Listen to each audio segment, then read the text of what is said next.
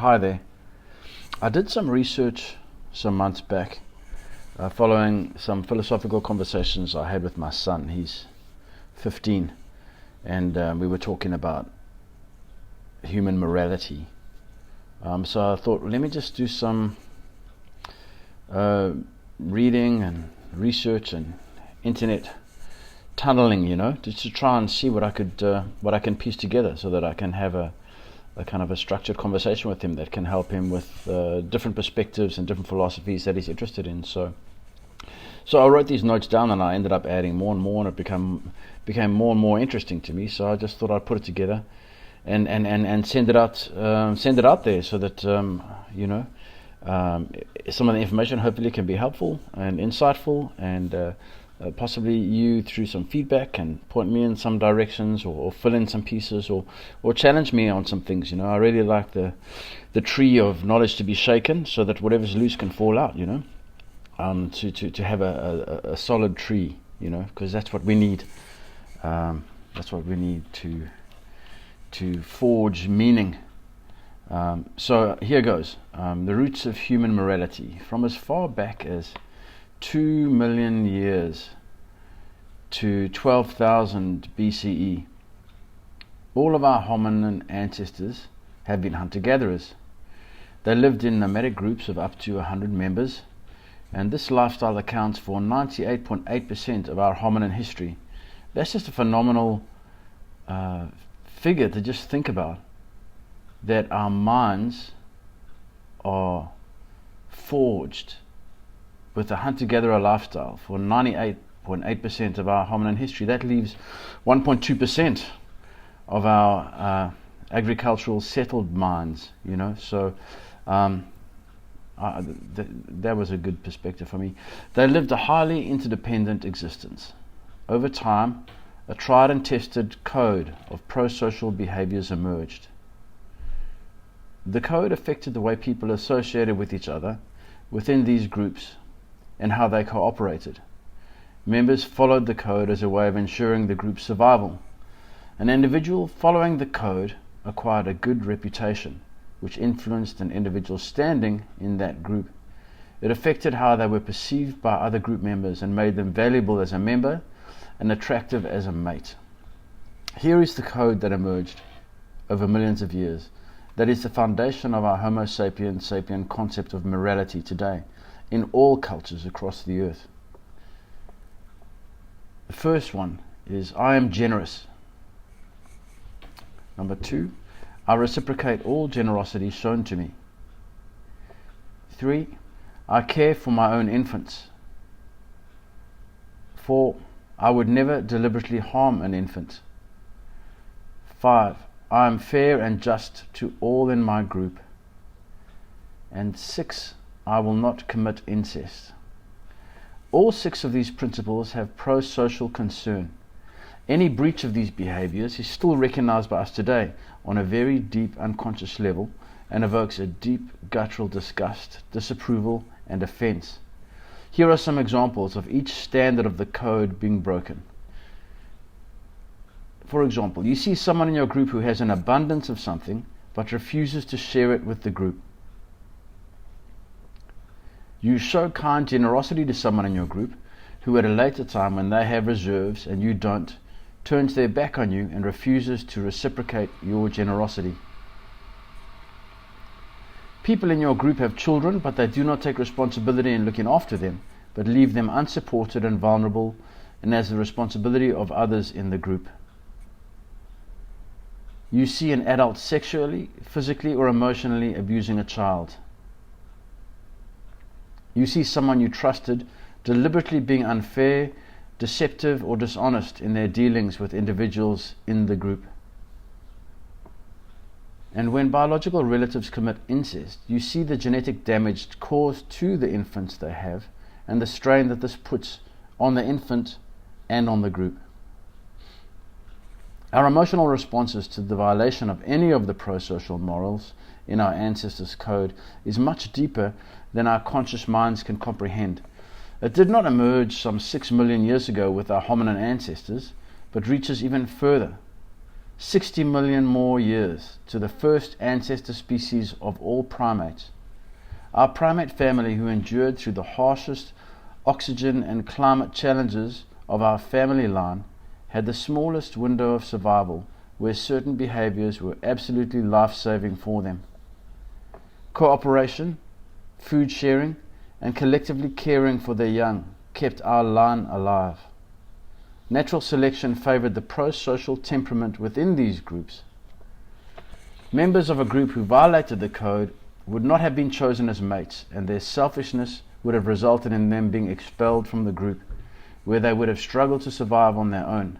And if the violation of a standard in the code was severe enough, that member would have been outright attacked, resulting in their maiming or death. I believe it is the phenomena of our hominin ancestors becoming more and more self-aware that was the catalyst that forged the code into a disciplined set of behaviours formally recognized on a conscious level by the group.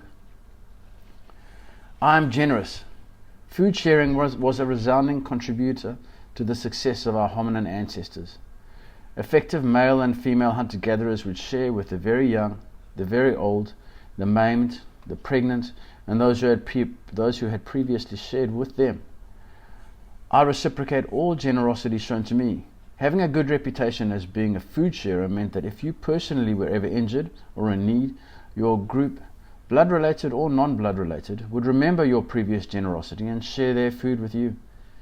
Fossil evidence from an elderly male Homo erectus skull with a deteriorated jaw demonstrates that his group would have had to have been feeding and caring for him, as he had lost most of his teeth. This ancestor of ours lived 1,890,000 years ago, demonstrating how old this group care was. Males gained status by following the code. Apart from demonstrating their generosity by sharing food, they would also participate in hunting parties, warfare, and helping to move camp. Males within the group who had a good reputation were seen as being good to be associated with, and were attractive to the females in the group as mates. I believe that women played a major role in the survival and evolutionary direction of our human line, as they steered our species' genes by choosing to pair bond with males who lived according to the code, males who had a moral reputation. Females gained status by following the code. They too would show their generosity by being involved with hunting and gathering and sharing food with the group on their return. Females who chose to stay at base camp during the day would show their generosity by allo-mothering. This is the concept of females without children helping all of the mothers in the group in the raising of their young. Females also demonstrated their generosity by managing the campsite and by tending to the needs of the older children and of the elderly. Females with good reputations were seen as being good to be associated with and were attractive to the males in the group as mates. It is worth noting that recent discoveries from the analysis of multiple unearthed female skeletons of this time reveals that hunter-gatherer females were extremely strong and athletic, carrying as much muscle as the most muscular Olympic female athletes we have today. The socially sanctioned pair bond between humans in the group, basically marriage, was also recognized and respected within the group. This pair-bonded mating had evolved into being the most effective partnership by which the bonded couple's children could be provided and cared for. Cooperative breeding among us proved to be the most effective way of ensuring the survival of our young, as the conditions into which hominin babies were born were very challenging. And as the children in these pair-bonded families grew and started to learn, this partnership was also the most effective way for the parents to transfer their knowledge to them and for teaching and demonstrating the code of behaviours to the children that would transform them into being valued members of the group with good reputations. The self-aware humans were grasping how behaviours in the present could positively transform their future by bolstering their reputations. Time was more than just the present. This obsession with reputation developed into the uniquely human phenomena of the third-party observer effect. This is when an act is done by one person to another, and this action is witnessed by a third person who is a removed observer. The development of language amplified the effects of the third-party principle, emotionally charging the information about what had been seen, days, months, and even years after an event had occurred. The observation could have been an act of generosity, courage, or skill, or it could have been an act of selfishness, cowardice, or incompetence. This observer now has the power of approval or disapproval, depending on what they observed. They could take this perspective back to camp with them and share it with the other members of the group. Good feedback about what a person was doing would bolster their reputation, but bad feedback would damage their reputation and would result in group members wanting to confront this code breaker on their return to the campsite, or to not want to associate with them at all anymore. Language intensified our obsession with reputation. People evaluated each other, and this audience affected behavior. This motivated individual clan members to conform to the code of behaviors that boosted reputation. That is why when we are being observed, it makes us feel self-conscious and affects our behavior to this day. So the third-party observer effect resulted in conformity. Conformity played a vital role in the development of our moral code. Conformity is defined as the copying of the majority. There is a compelling urge to be like others in a group setting because it integrates the individual into that group. When an individual recognizes that they do not have the social knowledge of the group, a strong self-interest component makes them want to conform to that group. This enables the individual to acquire reliable information about their immediate surroundings, giving them the same advantage that the group has. This is especially true with complex tasks. The formation of pro-social norms was the inevitable result of conformity. Language had allowed the formation of formal, clearly structured rules. The primary group of pro-social norms were biological, which we can recognize established the moral code. They permeated all aspects of life in the group and regulated behavior. Being generous, reciprocating generosity, caring for one's own infants, not deliberately harming any infant, ensuring fair and just treatment of all in your group, and avoiding incest. A group member violating any of these biological pro-social norms would evoke strong disapproval from the group, which could escalate to violent confrontation based on the immorality of the deed. Out of this, the more flexible cultural social norms emerged. This is the different ways that individual members choose to do a thing. For example, a group member may choose to conform to the way the group is catching fish or grooming each other, but the alpha stakeholders in the group are not concerned whether they conform or not. So in summary, morality developed because our nomadic ancestors had to hunt and gather in cooperative groups to survive harsh and unforgiving environments. For this to be possible, these groups had to have an internally stable core, a moral core, and the implementation of the code proved itself to be the most effective way of providing this stable core. A group stability where individuals would cooperate and coexist over their lifetimes, with the maximum long-term benefit for the group and for themselves. The astounding conscious self-awareness that recognized that serving the other is serving the self.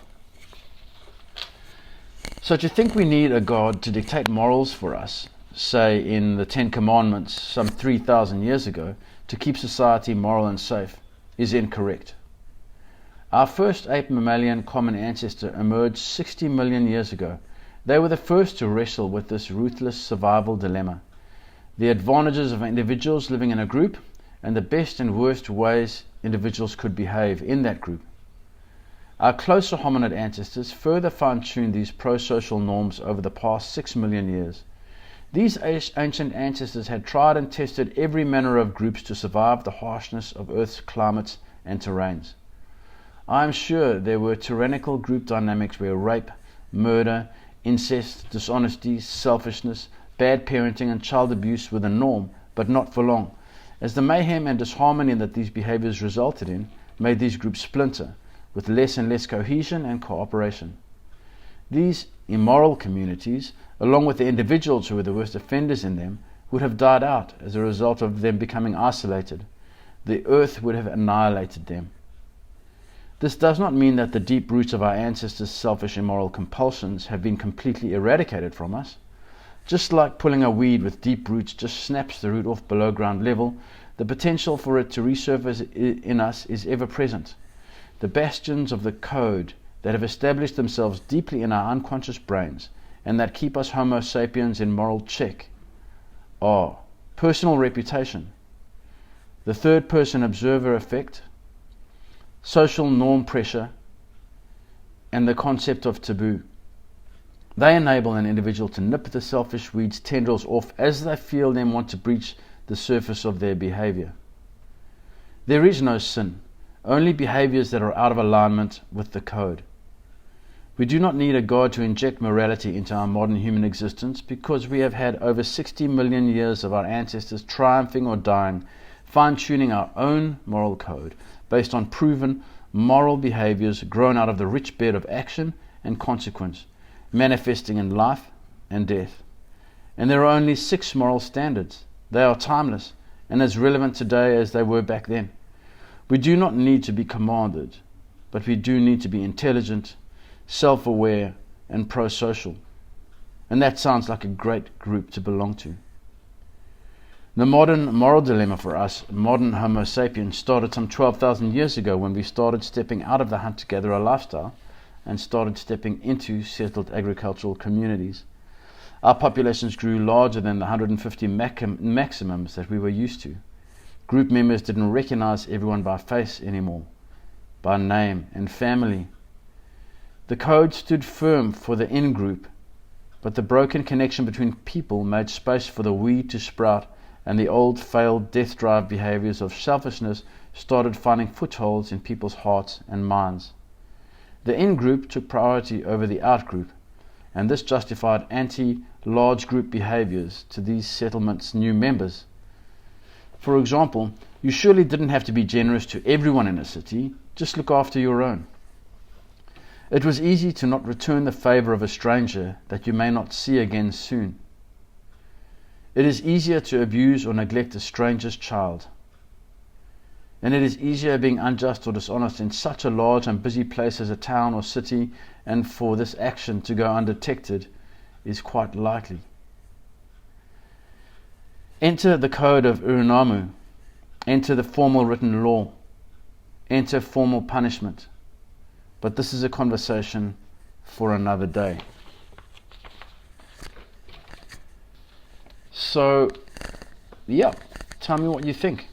And I hope that this sparks thoughts and connections that give a good base, a good broad context, and a pride in our human journey, and a connection with our Neanderthal and Homo erectus ancestors, and the many hominid ancestors that are being discovered, new ones all the time. Fascinating just to see how with pride we're all connected, and we have a colourful story and a colourful code that we bash together through the fires of trial and error. So if you look at those deep, inherent, unconscious morals that are relevant everywhere across the world, in every nation, in every culture, I like that it simplifies things, and underlines our commonality, because I think that is huge to see how connected we all are. So, yep, thank you for your time, and I hope you enjoyed. If you did, and you think anyone else might enjoy it, or if it might trigger anyone, and you'd be interested to see what they have to say, then just forward it to them, and let's get a constructive dialogue on the go. Thank you. I shall see you out there.